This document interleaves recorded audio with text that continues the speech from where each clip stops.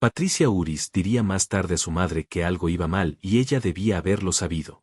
Debía haberlo sabido, dijo, porque Stanley nunca se bañaba al anochecer. Tomaba una ducha por la mañana temprano, y a veces, un largo baño de inmersión por la noche con una revista en una mano y una cerveza fría en la otra. Pero los baños a las 7 de la tarde no eran su estilo. Además, estaba aquello de los libros. Stanley tendría que haber quedado encantado con eso. Sin embargo, por algún motivo oscuro que ella no llegaba a comprender, parecía preocupado y deprimido.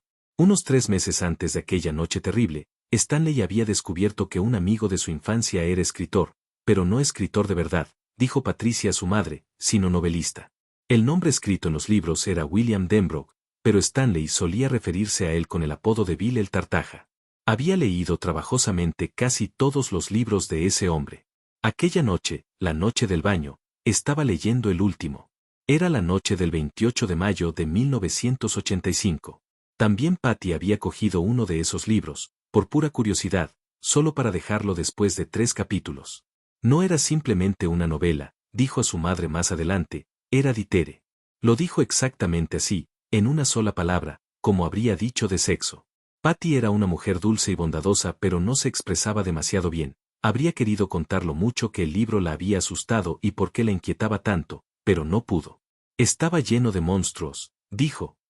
Lleno de monstruos que perseguían a los niños. Había asesinatos y, no sé, sentimientos feos, sufrimientos. Cosas así. En realidad, le había parecido casi pornográfico.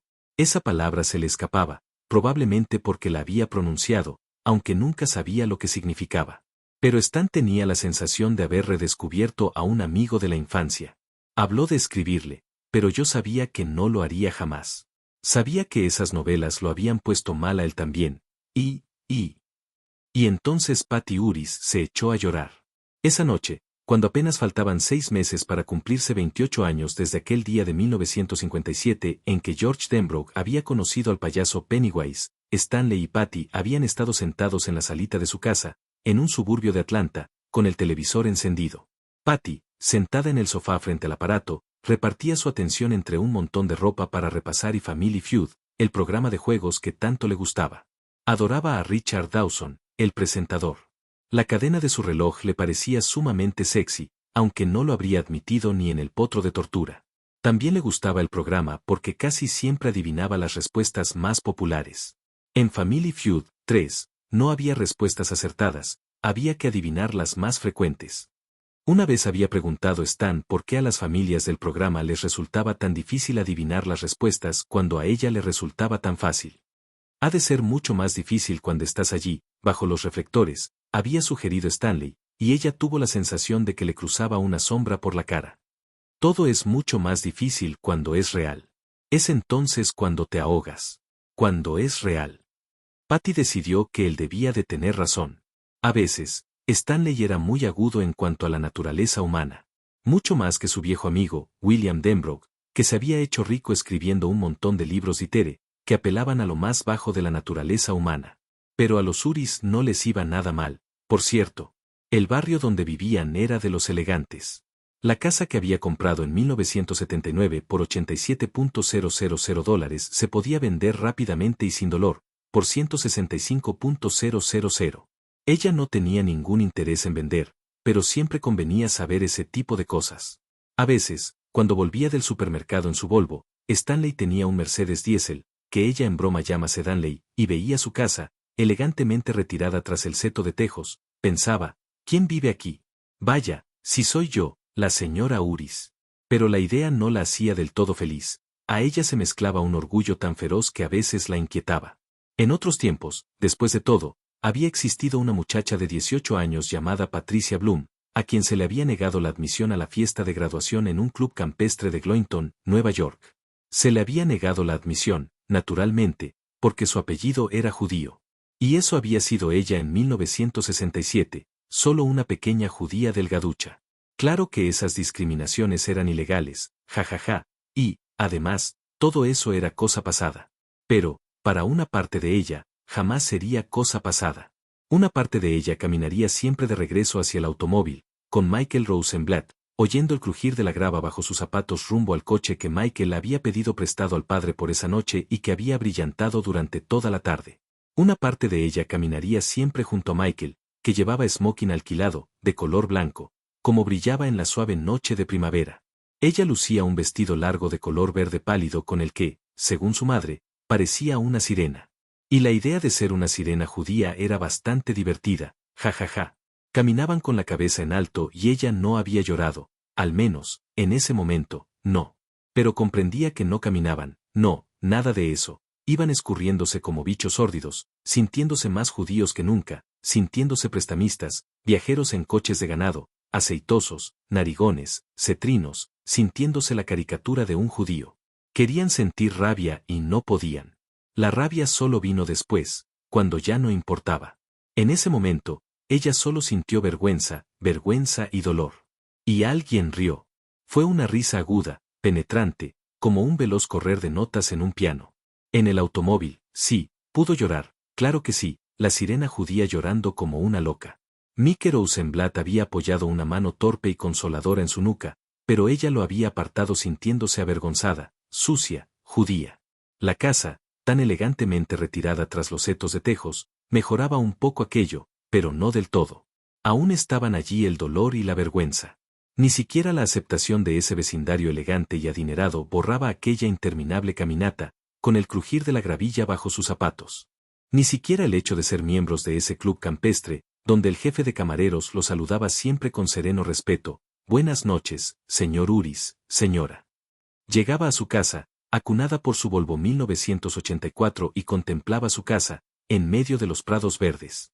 Y con frecuencia, con demasiada frecuencia, tal vez, recordaba aquella risa aguda. Ojalá la muchacha que había reído así estuviera viviendo en una casita miserable, con un esposo Goyims que le pegara, que hubiera estado embarazada 3 veces y hubiera abortado las 3, que su marido la engañara con mujeres enfermas, que tuviera hernia de disco, pies planos y quistes en su puerca lengua simuladora. Se odiaba a sí misma por esos pensamientos tan poco caritativos y prometía corregirse, dejar de beber esos amargos cócteles de hiel y gusanos. Pasaba meses enteros sin que pensara en esas cosas. Entonces se decía, tal vez todo eso ha quedado atrás, finalmente. Ya no soy aquella muchacha de 18 años. Soy una mujer de 36. La muchacha que oía el interminable crujir de la gravilla en ese camino, la que se apartó de Mickey Rosenblatt cuando él trató de consolarla porque lo hacía con mano de judío, existió hace media vida. Esa sirenita tonta ha muerto. Ahora puedo olvidarla y ser simplemente yo misma. Muy bien, perfecto, magnífico. Pero entonces, estando en cualquier parte, en el supermercado, por ejemplo, oía una risa súbita en el otro pasillo y la piel se le erizaba, los pezones se le ponían duros, dolorosos, y apretaba las manos a la barra del carrito o se las retorcía pensado. Alguien acaba de decirle a alguien que soy judía, que no soy sino una judía narigona, que Stanley no es sino un judío narigón. Es contable, claro, los judíos tienen cabeza para los números. Tuvimos que dejarlos entrar en el club campestre en 1981, cuando ese ginecólogo narigón nos ganó el juicio, pero nos reímos de ello. Oh, cómo reímos. Oía entonces el crepitar de la gravilla fantasmal y pensaba, sirena, sirena. Entonces el odio y la vergüenza volvían en tropel como una migraña y ella desesperaba, no solo de ella misma sino de toda la raza humana. Hombres lobo. El libro de Denbrock, el que ella había dejado sin leer, trataba de hombres lobo. Hombres lobo, coño. ¿Qué podía saber de hombres lobo un hombre como ese? Sin embargo, casi siempre se sentía mejor. Sentía que ella era mejor. Amaba a su marido, amaba su casa y, habitualmente, podía amarse a sí misma y a su vida. Les iba bien. No siempre había sido así, por supuesto, es que las cosas van bien alguna vez. Ante su compromiso con Stanley, sus padres se habían sentido a un tiempo enfadados y tristes. Lo había conocido en una fiesta del club universitario. Stanley había llegado desde la Universidad de Nueva York, en la que era becario. Los había presentado un amigo común y al final de la velada ella tuvo la sospecha de que se había enamorado de él. Hacia las vacaciones de invierno, ya estaba segura. Cuando llegó la primavera y Stanley le ofreció un pequeño anillo de brillantes al que había ensartado una margarita, ella lo aceptó. Al final, a pesar de sus reparos, los padres también habían acabado por aceptarlo. No les quedaba otro remedio, aunque Stanley Uris pronto entraría en un mercado laboral atestado de jóvenes contables, sin respaldo financiero familiar y con la única hija de los Bloom como rehén. Pero Patty tenía 22 años, ya era una mujer y pronto acabaría la carrera. Me voy a pasar la vida manteniendo a ese maldito cuatro ojos, oyó decir a su padre una noche en que volvía chispado después de haber ido a cenar con la madre. Chist, te oirá, dijo Ruth Bloom. Esa noche, Patty permaneció despierta hasta mucho después de medianoche, con los ojos secos, sintiendo frío y calor alternativamente, odiándolos a los dos. Pasó los 2 años siguientes tratando de liberarse de ese odio, ya tenía demasiado odio dentro de sí. A veces, al mirarse en el espejo, descubría lo que todo eso estaba haciendo en su cara, las arrugas que dibujaba. Fue una batalla de la que salió vencedora con la ayuda de Stan. Los padres de él también estaban preocupados por la boda. Naturalmente, no creían que Stanley estuviera destinado a vivir en la pobreza y la miseria, pero pensaban que los chicos se estaban precipitando. Donald Duris y Andrea Bertoli también se habían casado con 20 o 22 años, pero parecían haberlo olvidado. Solo Stanley parecía seguro de sí, lleno de fe en el futuro y libre de preocupaciones por las trampas mortales que los padres veían sembradas en torno a los chicos. Al final, esa confianza resultó más justificada que el miedo de ellos. En julio de 1972, cuando apenas había secado la tinta en el diploma de Patty, ella consiguió un empleo como profesora de taquigrafía e inglés comercial en Traynor, una pequeña ciudad 60 kilómetros al sur de Atlanta. Al pensar en el modo en que había obtenido el puesto, siempre le parecía un poco, bueno, misterioso. Había hecho una lista de 40 posibilidades sacadas de los avisos en los periódicos decentes. Luego escribió 40 cartas en 5 noches, 8 por noche, pidiendo más información y formularios para solicitar empleo. Recibió 22 respuestas indicando que el cargo ya estaba cubierto. En otros casos, la explicación más detallada de los requisitos indicaba que presentar una solicitud sería solo perder su tiempo y el ajeno.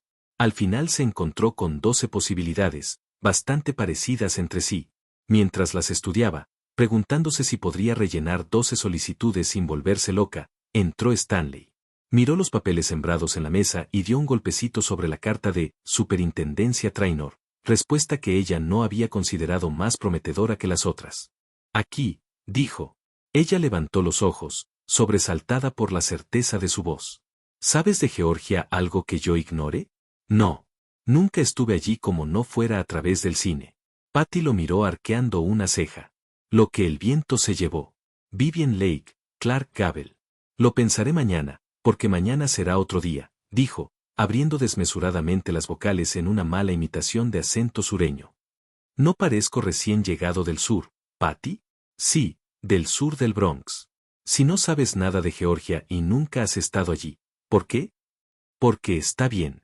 No es posible que lo sepas, Stanley. Claro que es posible, dijo él, con sencillez. Lo sé. Al mirarlo, ella comprendió que no era broma. Stan hablaba en serio. Y Patty sintió un estremecimiento de inquietud por la espalda. Pero, ¿cómo lo sabes? Él estaba sonriendo, pero en ese momento, la sonrisa vaciló, como si se hubiese quedado perplejo.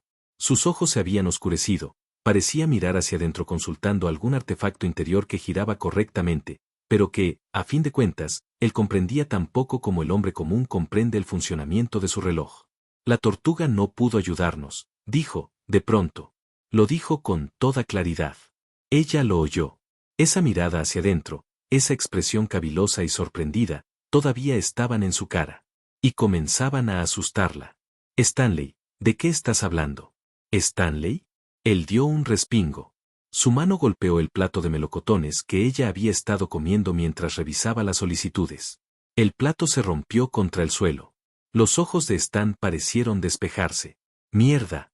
Perdona. No importa, Stanley. ¿De qué hablabas? Lo olvidé, dijo él. Pero creo que debemos pensar en Georgia, cariñito. Pero, confía en mí. Y ella confió. La entrevista fue un éxito. Al tomar el tren de regreso a Nueva York, Patty estaba segura de haber conseguido el empleo. El director de personal le había cobrado una simpatía instantánea y ella a él. Una semana después llegó la carta de confirmación. Academias Traynor le ofrecía $9,200 y un contrato a prueba. Te vas a morir de hambre, dijo Herbert Bloom cuando su hija le informó que pensaba aceptar el trabajo. Y mientras te mueres de hambre, te morirás de calor. Bueno, Scarlett, dijo Stan, al enterarse de lo que había opinado el padre. Aunque Patty estaba furiosa, al borde de las lágrimas, empezó a reír como una chiquilla y él la estrechó en sus brazos. Calor pasaron, sí, pero hambre no. Se casaron el 19 de agosto de 1972. Patty Uris llegó virgen al matrimonio. En un hotel de Poconos se deslizó, desnuda, entre las sábanas frescas, turbulenta y tormentosa, con relámpagos de deseo y deliciosa lujuria entre oscuras nubes de miedo. Cuando Stanley se metió en la cama, junto a ella, fibroso de músculos, el pene ardiendo convertido en un signo de exclamación entre el rojizo vello púbico, ella susurró, «No me hagas daño, amor. Jamás te haré daño», dijo él, tomándola en sus brazos. Fue una promesa que respetó fielmente hasta el 28 de mayo de 1985, la noche del baño. A Patty le fue bien en su trabajo de profesora. Stanley consiguió trabajo de chofer en una panadería por $100 a la semana. Y en noviembre de ese año, cuando se inauguró el Centro Comercial Trainor, consiguió trabajo en las oficinas por $150. Entre los dos ganaban, por entonces, $17,000 al año. Les parecía un ingreso de reyes por aquellos tiempos en que la vida era tan barata. En marzo de 1973, Patty Uris dejó de tomar anticonceptivos. En 1975, Stanley renunció a su empleo para instalarse por cuenta propia. Los 4 consuegros coincidieron en que era un error. No porque Stanley hiciera mal en querer trabajar por cuenta propia, como pensar semejante cosa. Pero era demasiado prematuro, concordaron todos, y echaba demasiada carga financiera sobre Patty. Al menos, hasta que ese tonto la deje embarazada, dijo Herbert Bloom a su hermano, después de pasar la noche bebiendo en la cocina, y entonces me tocará a mí mantenerlos.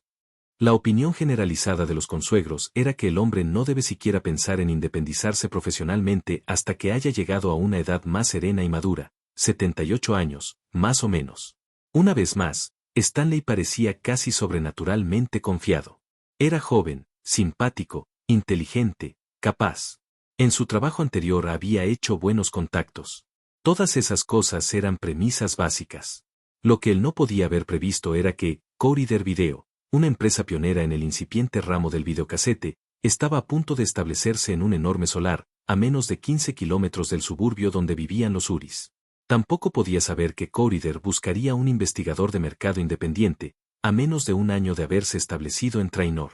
Aun si Stan hubiera tenido noticias de estas informaciones, no podía creer, sin duda, que ellos darían el trabajo a un joven judío de anteojos, sonrisa fácil, andar bamboleante, afición a los vaqueros anchos en sus días libres y los últimos fantasmas de acné juvenil en la cara. Sin embargo, así fue, como si Stan lo hubiese sabido desde el principio. Su trabajo para Corridor Video mereció un ofrecimiento, un cargo con dedicación completa en la empresa y un sueldo inicial de $30,000 anuales. Y ese es solo el comienzo, dijo Stanley a Patty, esa noche, en la cama. Van a crecer como el maíz en verano, querida. Si nadie hace estallar el mundo de aquí a 10 años, estarán arriba del todo junto a Kodak, Sony y RCA. ¿Y tú, qué vas a hacer?, preguntó ella, aunque ya lo sabían. Les diré que ha sido un placer trabajar con ellos. Stan, riendo, la estrechó contra sí y la besó. Momentos más tarde estaba sobre ella y hubo orgasmos, 1, 2, 3, como cohetes brillantes que ascendieran por el cielo de medianoche. Pero no hubo hijo. En su trabajo para Corridor Video, había establecido contactos con algunos de los hombres más ricos y poderosos de Atlanta. Le sorprendió a los dos descubrir que la mayoría de esos hombres eran buenas personas. Entre ellos encontraron un grado de aceptación y amabilidad casi desconocido en el norte. Patty recordaba que Stanley, cierta vez, había escrito a sus padres, los mejores ricos de Norteamérica viven en Atlanta, Georgia. Voy a colaborar para que algunos de ellos se hagan más ricos todavía, y ellos me harán rico a su vez y nadie será mi dueño, salvo Patricia, mi mujer. Y como yo soy su dueño, creo que no corro peligro. Cuando dejaron el distrito de Trainor, Stanley se había convertido en sociedad anónima y tenía a 6 personas bajo sus órdenes. En 1983, sus ingresos alcanzaron territorios de los que Patty había oído solo vagos rumores, era la fabulosa tierra de las 6 cifras. Y todo había ocurrido con tanta tranquilidad como la del pie al deslizarse en las zapatillas un sábado por la mañana. Pero, a veces, le asustaba. Una vez Stanley había hecho un chiste inquietante sobre tratos con el diablo. Stanley había reído hasta casi sofocarse, pero a ella no le parecía muy divertido. Probablemente no lo sería jamás. La tortuga no pudo ayudarnos. A veces, sin motivo alguno, Patty despertaba con ese pensamiento en la mente como si fuera el último fragmento de un sueño por lo demás olvidado. Entonces se volvía hacia Stanley con la necesidad de tocarlo, de asegurarse de que aún estaba allí. Vivían bien, no abusaban del alcohol, no buscaban sexo extramatrimonial, ni drogas, no se aburrían ni discutían amargamente sobre lo que debían hacer. Solo había una nube. Fue Ruth, la madre de Patty, quien la mencionó por primera vez. Al recordarlo, parecía cosa del destino que fuese ella quien lo mencionara. Surgió por fin, bajo la forma de una pregunta en una carta de Ruth Bloom. Ruth le escribía a su hija una vez por semana y esa carta, en especial, había llegado al comenzar el otoño de 1979. Iba dirigida a la antigua dirección de Trainor. Patty la leyó en una sala llena de cajas de cartón de las que desbordaban sus posesiones, con aspecto desolado, desarraigado y desposeído. En su mayor parte, era una típica carta de Ruth Bloom, 4 páginas azules, cubiertas de apretada escritura, cada una con un encabezamiento que decía, una simple nota de Ruth. Su letra era casi ilegible. Una vez, Stanley se había quejado de no poder descifrar ni una sola palabra escrita por su suegra. ¿Y para qué quieres leerlas?, había sido la respuesta de Patty. Aquella estaba llena de las noticias acostumbradas, ya que los recuerdos de Ruth Bloom eran un amplio delta que se extendían desde el móvil punto de la hora, en un abanico cada vez más amplio de relaciones entrecruzadas. Muchas de las personas que ella mencionaba comenzaban a desdibujarse en la memoria de Patty, como fotografías de un viejo álbum, pero para Ruth todas permanecían frescas. Al parecer, jamás perdía el interés por la salud y las andanzas de sus conocidos. Sus pronósticos eran, además, invariablemente sombríos. El padre de Patty seguía teniendo demasiados dolores de estómago. Él estaba seguro de que era solo dispepsia, la idea de que podía tratarse de una úlcera ni siquiera le pasaría por la cabeza, escribía a su esposa, hasta el día en que empezara a escupir sangre y probablemente ni siquiera entonces. Ya conoces a tu padre, querida.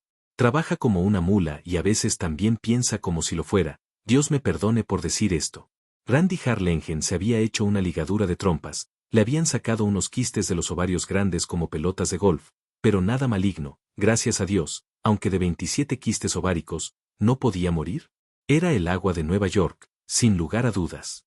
El aire de la ciudad también estaba sucio, pero ella vivía con la convicción de que era el agua lo que, tarde o temprano, acababa con uno.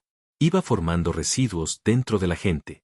Patty no imaginaba cuántas veces ella daba gracias a Dios porque ustedes, chicos, estuvieran en el campo, donde tanto el aire como el agua, pero especialmente el agua, eran saludables. Para Ruth, todo el sur, incluidos Atlanta y Birmingham, era el campo. Tía Margaret estaba librando otra batalla contra la compañía de electricidad. Stella Flanagan había vuelto a casarse, algunos no aprenden nunca. Richie Huber había sido despedido otra vez. Y en medio de esa cháchara, a veces chismosa, en medio de un párrafo y sin nada que ver con el resto, previo o posterior, Ruth Bloom había formulado al vuelo la temida pregunta, ¿y cuándo pensáis hacernos abuelos, tú y Stanley? Ya estamos listos para empezar a malcriar al bebé. Por si no te has dado cuenta, Patty, nos estamos volviendo viejos. Y luego pasaba a la chica de los Brooker, calle abajo, a quien habían hecho volver desde la escuela porque llevaba, sin sostén, una blusa casi transparente. Deprimida, nostálgica por la casa de Trainor, insegura y bastante asustada por lo que podía depararles el futuro, Patty había ido a su futuro dormitorio conyugal para dejarse caer en el colchón. El somier todavía estaba en el garaje y el colchón, solitario en el suelo sin alfombrar, parecía un artefacto arrojado por las aguas a una extraña playa amarilla. Apoyó la cabeza en los brazos y lloró unos 20 minutos más o menos.